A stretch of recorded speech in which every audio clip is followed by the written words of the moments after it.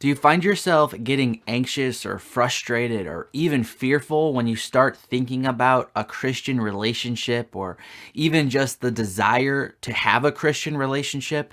In this video, I'm going to give you 3 ways that you can control your emotions better when it comes to the area of Christian relationships. The first thing you're going to want to do if you want to increase your ability to control your emotions when it comes to the context of Christian relationships is that you want to focus on your motivations.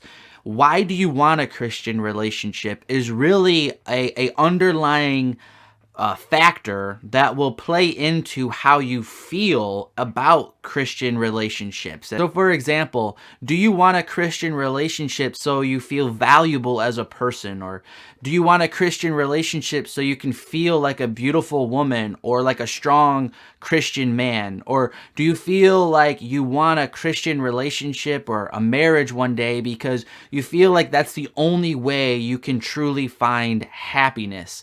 If these types of motives are why you want a Christian relationship, your emotions are always going to be unstable because you're going to be directly tied to these things that you're saying. So, for example, whatever you give the power to validate you, you're also giving the power to invalidate you. So when you say, this, I want to be in a relationship with this person so I feel valuable. Well, now if you're not in a relationship with that person, you're going to feel invaluable. You're going to feel unworthy, and therefore your emotions are going to be unstable.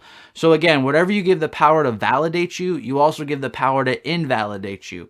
Whatever you give the power to make you happy, you also give the power to make you unhappy. Whatever you give the power to make you feel strong or beautiful or smart or intelligent or whatever, you also give the power to make you not feel that way. Now, here's what people often do. They think, well, I'm not supposed to want a Christian relationship for a bad reason, so I just, the way I'll solve that is just by not wanting a Christian relationship. I'll just like sever that desire and try to kill it so I never can get hurt again.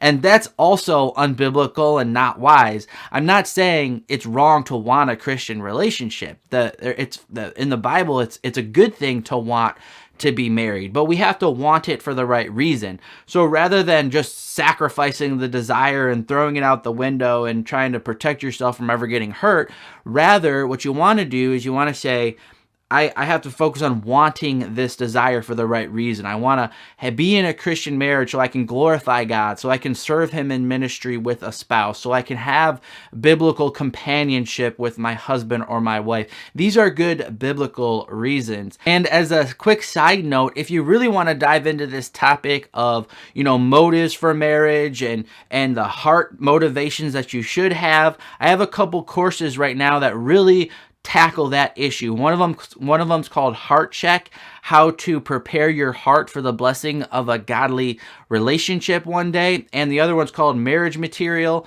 That one's all about developing the qualities of pursuing marriage for the right reasons and becoming the godly person that God would want you to be if He did have a Christian marriage for you. I have one more course. I have 3 courses total right now, but those 2 courses specifically are extremely helpful for this topic that we're talking about here. So I'll leave some links in the description of this video if that's something that sounds interesting to you. The second way that you can gain more control of your emotions in the context of Christian relationships is by controlling your expectations. Our emotions and our expectations are linked directly in our life. So when your expectations aren't met, that's when your emotions start getting out of control. What you want to do when it comes to Christian relationships is you want to be hopeful that something happens. You want to be open to the possibility, because if you're shut down and you're like, oh, it'll never happen, I don't want to get hurt, so I won't even think about it. Well, now you're pretty much guaranteeing that nothing's going to happen in your life in relationships. So you don't want to do that, but you don't want to also say, well, I know exactly what God's going to do. He's going to put me with that person in this specific way, in this specific time period. And you have all these extra expectations that really, are impossible for someone to know. And then when your life doesn't turn out just the way you imagined it to be, your emotions start getting all crazy and you start getting anxious and fearful.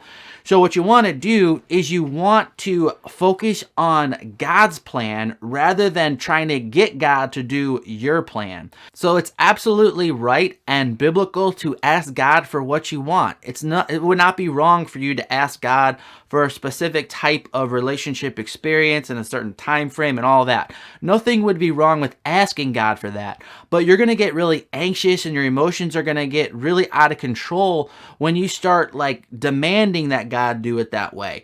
The majority of our prayers should be less about telling God what we want him to do and more about receiving the instructions that God's giving us to help us accomplish the plan that he already has. So again, we don't want to just spend our lives telling God what to do.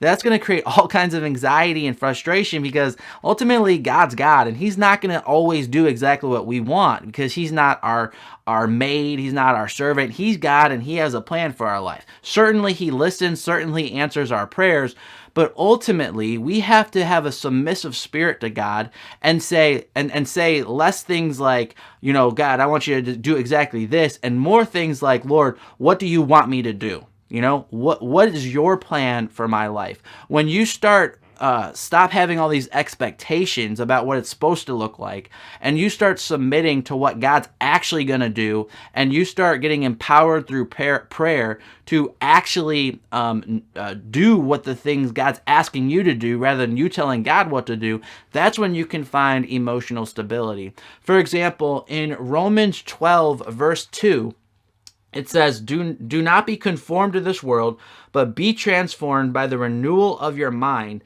that by testing you may discern what is the will of God, what is good and acceptable and perfect. So we have to train our minds to be less about what we want and more about getting that discernment so that we know what God's will is for our life. And finally, number 3, you'll find peace and emotional stability when you focus more on God than your future hope for a relationship. Ultimately, we are designed to be completely dependent upon God.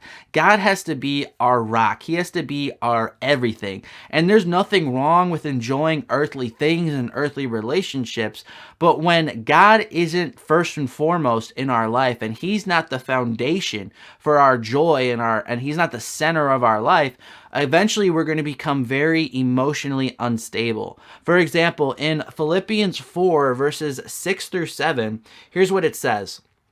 It says, do not be anxious about anything, but in everything by prayer and supplication with thanksgiving, let your requests be made known to God. And the peace of God, which surpasses all understanding, will guard your heart and your minds in Christ Jesus. So it's absolutely good to ask God for things that you want. That's a right thing to do as a Christian. But notice what verse 7 said. It didn't say that peace will be found once you get exactly what you asked for. It said you'll have the peace that surpasses understanding when Jesus Christ is guarding your heart and your mind. When our hearts and our minds are completely focused on God and he's guarding our minds, that's when we'll have that emotional peace and stability that we desperately crave. If you are a Christian single person who wants to be married one day, you might really want to consider enrolling in AGW University. I'm currently offering 3 in-depth courses that will give you really incredible biblical and practical tips that will help you receive the blessing of a Christian relationship if that's God's will for you. And if you sign up for the Total Access Plan, you get all 3 of these courses, which is a total of 28 in-depth different classes for half the price. And finally, if you sign up before January 7th, 2019, I'm also giving you a bonus of 3 free months of email coaching with me, where you can ask me personal relationship questions relevant to your specific situation. But the email coaching is only available to those who enroll before January 7th, 2019. And due to the time it will require, I cannot guarantee I will be offering this email coaching service again. You'll still be able to enroll in the course after January 7th, 2019. You just won't get the email coaching. I might try to offer the coaching again after this first round of students, but I might not. I'm committed to doing it for this first round of students though, so if you really want this bonus feature, I would encourage you to enroll before the 7th. So check out AGW University by clicking the link in the description of this video below. Thanks for watching and God bless.